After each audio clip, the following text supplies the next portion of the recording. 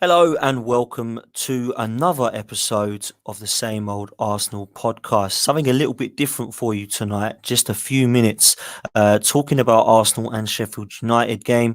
I've had a request from a Sheffield United fan, so shout out to Lee Eccles on Twitter, who's watching some of the Pots previews and has basically said that he'd love just to get a bit of an understanding of what my predictions are, but also what my thoughts are of Sheffield United so far this season. So for me, just a bit of a rundown of what I've made so far of Chris Wilder and some of the players that I'm going to bring up around Sheffield United.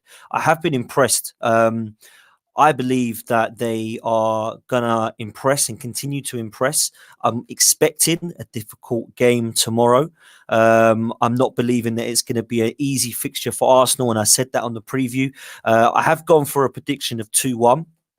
But I personally don't feel that it's going to be a walk in the park. Now, Chris Wilder has done an amazing job at Sheffield United. What I appreciate about Chris Wilder is the fact that he has kept things simple. He's stuck to what he knows. He's stuck to his team. He's given his team a chance. And he's put through, in my opinion, coached a team of individuals that can play as that team that he wants, trying to push Sheffield United to the very top. Now, in terms of where I believe they'll finish at the end of the season, I'm actually going to go for a top par finish. I think they may even come 9th or 10th, just for the pure fact that they're so coached, so well drilled, and very hard to beat, very hard to score goals against them. I wanted to talk about some players that I'm impressed with, and I'm going to start with their goalkeeper, Dean Henderson. I believe he has the ability to be the number one.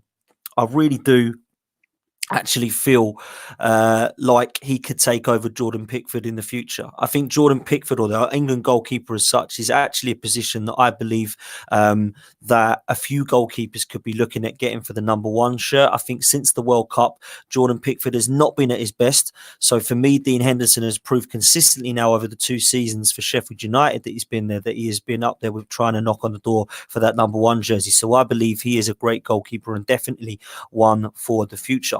When it comes to some of their defenders, I've been very impressed with their fullbacks. I think Baldock's put in a shift every single game that I've seen him play at fullback, and obviously Stevens on the other side as well. But for me, it's about their three at the back. It seems to me like John Lundstram has just been so good for Sheffield United this season and really can cause some issues. Can seem to be playing anywhere. Midfield, defence, doesn't really matter, but he's putting in a shift. And from what people will know if they spoke to or listened to Andy on the Pots preview, he said that it actually wasn't starting last season and he was pretty much on loan for most of the season. So it really has done the world of good for him, the Premiership moving up. Been very, very impressive him, even to the stage where I've put him in my fantasy football side because they seem to be good at keeping clean sheets. Also, I've gone for O'Connell and also Chris Basham as well because I feel they just have an understanding at the back. It doesn't really matter whereabouts they're playing, but it just seems to me like they have an understanding of how to defend as a unit. When it comes into their midfield, I believe that Ollie Norwood is probably one of the players that is underrated in that side. And what that does is it allows players like John Fleck to really blossom into that midfield.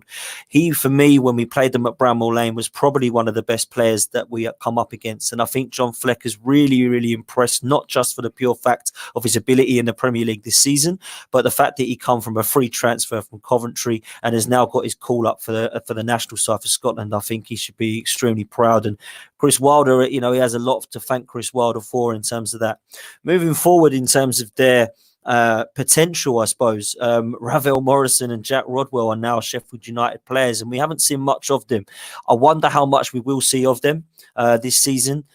Clearly, a lot of ability they had when they were younger hasn't worked out. One went to Man City and didn't really get the game time. Ravel Morrison couldn't really blossom at Manchester United. A few loan moves here and there, and it's never really worked out for him. So it'll be interesting for me to see what Chris Wilder can do to get out of those two players.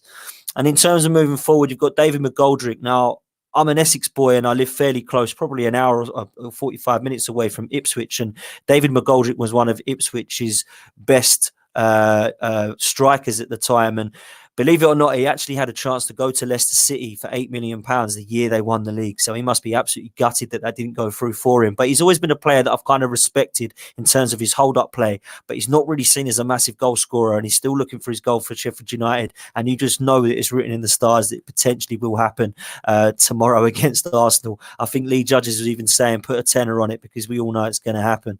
But one player I do feel is dangerous is Moussé. I think Moussé, when he was born from Bournemouth, he wasn't really getting the game time. time due to the signing of Solanke, but also the form of Callum Wilson at the time and Josh King. So he's a player that I do rate and think he's just kind of a bit of a fox in the box, always seems to be in the right place at the right time. And obviously scored against us in the away fixture at Bramall Lane, which unfortunately we lost 1-0. I think the other player for me is obviously McBurney. McBurney's a player who can cause a nuisance to defenders, and I think that he will do that with David Luiz and Socrates tomorrow.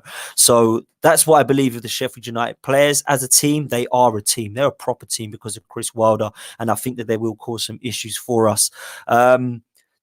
Team-wise, tomorrow, news for us, I feel like there's really only Torreira that will come out of the team. Guendouzi will probably go straight in. I feel like because of the Aubameyang suspension, I'm hoping to see Martinelli. I'm still not sure if there's news of concerns of an injury or if there's concerns of him going to the Olympics.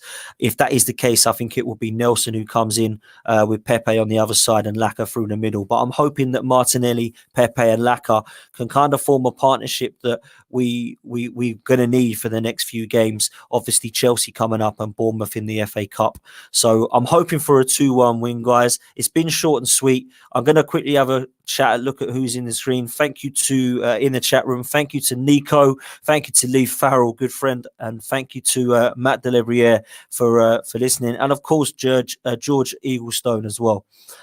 Please join us for the same old Arsenal. We're looking at doing another Pots preview for the Chelsea game on Sunday around about 3:00, and then of course the same old Arsenal podcast will be back with the main panelists on Monday evening. So please enjoy, guys, and we shall see you next time.